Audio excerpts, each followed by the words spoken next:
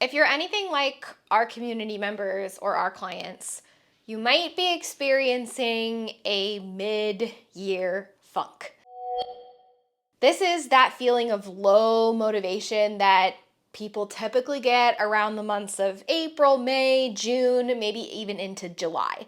It's sort of that middle ground between the beginning of the year and the excitement that comes with that and the sense of like a yearly refresh that I don't know about you, but I typically get at the beginning of the school year. My name is Dr. Karin Nordin, PhD, by the way. I am an expert on all things real science behind self-help. So if you are trying to improve your life, even in tiny, meaningful ways, make sure you hit that subscribe button. In this video, I'm gonna talk to you about your mid-year funk, and I'm gonna give you 3 ways to release that mid-year funk and be able to move on and move forward towards those goals that you set at the end of the year, or maybe those resolutions or goals that you wanna reboot in the middle of it. Let's set the scene. It's the month of May or the month of June, and you have been low energy. You're tired, you're unmotivated, summer is coming up, so you don't really feel like you're gonna be able to have a normal routine. Things just feel kind of out of whack and kind of chaotic. The first thing I want you to do in order to get out of that yucky feeling of ambivalence is I want you to let go of your goals. I know, I'm a self-help expert telling you to give up. But actually, science supports what I'm about to say. So there is a phenomenon in psychology called an action crisis. And an action crisis happens when we reach that point of a goal where we're not sure whether we want to continue to pursue it or not. One of the really interesting things about how psychologically healthy people handle an action crisis is they typically give themselves the option of giving up, or they give themselves the option of being flexible.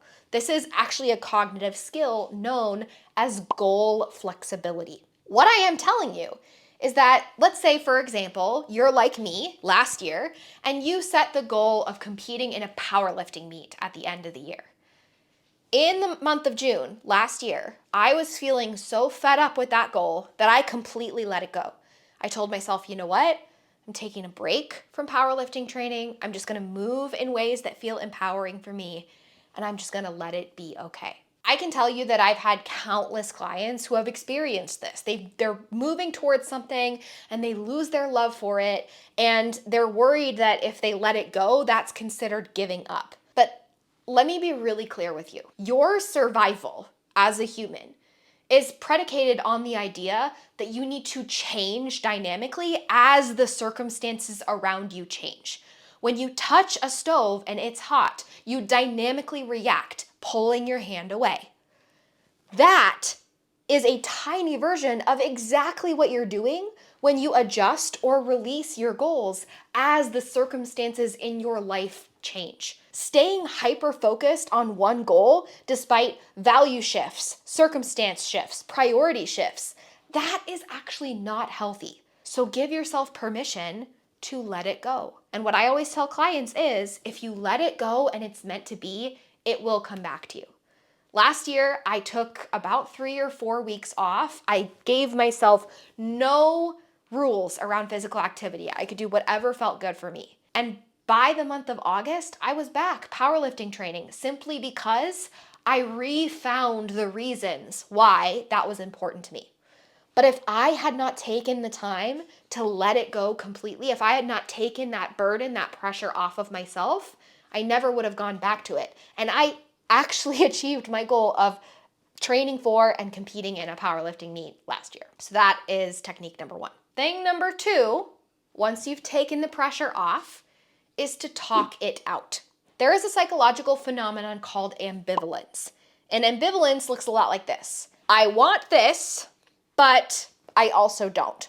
I want to eat healthy, but I also don't really want to eat healthy. I want to go to the gym, theoretically, but I actually really don't want to go to the gym right now. That conflict, when 2 things that are opposites simultaneously feels true, is ambivalence. Now, what we know is that coaching or talking to someone about your ambivalence, just surfacing that ambivalence through verbal communication, that is something called change talk. And what change talk does is it helps us actually work through and release that. What we need to do is we need to give ourselves an opportunity to kind of sift through all of our thoughts about whether we should or should not keep this goal. And we can do that by having a conversation. Now, if you don't have someone you can talk to about your change journey, I highly recommend looking into our Change Academy membership because we have these types of discussions in the community forum all the time. Currently, our coaching program is 100% full, but if you're really looking to work one-on-one with someone, I would highly recommend getting on the wait list so that you can grab one of the spots when they open in August. However, if you don't have the funds to join a community membership, it's $35 a month, by the way. If you don't have those funds, you can simply call a friend, ask your partner, or even talk out loud to yourself in your car. All three of those things can be helpful to just surface that ambivalence, surface that resistance. And instead of pressuring yourself, no, I have to keep going, no, I can't give up, no, I have to be resilient, give yourself an opportunity to actually talk through, do I want to keep going with this or do I not? And if I want to keep going with this, what could it look like if I did? Our very last technique today for getting out of your mid-year funk is to give yourself a chance to look at the things in your life you are excited about. Have you ever had the phenomenon where you get a new car and then all of a sudden you see that same car everywhere?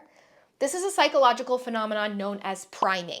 What happens with priming is if I tell you to notice the color red, all of a sudden, all around you, you're probably gonna see spots of red. You're probably gonna notice the red in the building across the street and the red in the book in front of you. What we tell our brains to expect to see, our brain is going to look for. That is how our sensory memory works with our environment. That is part of being human. You can use that to your advantage. Ask yourself, okay, my resolution from the beginning of the year doesn't feel exciting right now. What does feel exciting? What am I motivated about? What is interesting to me? Is there anything that seems like it might be even 1% fun? And instead of trying to scrape the bottom of the barrel and generate motivation for something that has long faded as a desire for you, what I want you to do instead is look for the new sparks. Because every single day in your life, there are new sparks of things that are exciting or fun or enticing. But you won't notice them unless you actually tell your brain to look. I'm gonna remind you, first, I want you to let go. That doesn't mean you have to give up. It doesn't mean you're never gonna achieve that goal. It doesn't mean you're a bad person. It just means for now, you're releasing expectations. The only person who can give you permission to do something is you. The only person who can take something off of your plate is you. So, number one, let go. After you let go, you're gonna explore that resistance, that ambivalence that you were feeling. You're gonna talk it out. You're gonna call up a friend. You're gonna join Change Academy. You're gonna get a coach. You're gonna immerse yourself in a community of social support of people who all want to help you be the best version of you as deeply and as badly as you want to be that version. And then after you talk it out and you get some idea of the direction that you might want to be going, you're gonna tell your brain to turn on that switch and start looking for bright spots. Look for motivation. Look for the things that feel exciting or new. Look for ideas that might be coming in from your environment. Allow yourself to be inspired by something new, and that is your ticket right out of this funk. If this video was helpful for you, I want you to tell me what your resolution was in the comments, and I want you to give me any insights that you had. I would love to reply to you, and if you put an insight below, I will give you one reflection question that you can think about or that you can journal on that's gonna help you do that second step of talking it out. So we'll sort of do that together right here. Make sure you hit subscribe if you loved these videos, and if you never set a resolution in the first place because you're like, ugh, I never set goals because I always fail, I want you to watch this video, which is all about how to set goals that you'll actually stick to for the long run. That is all I have for you today. I'll see you in the next one. That was a really fucking good video.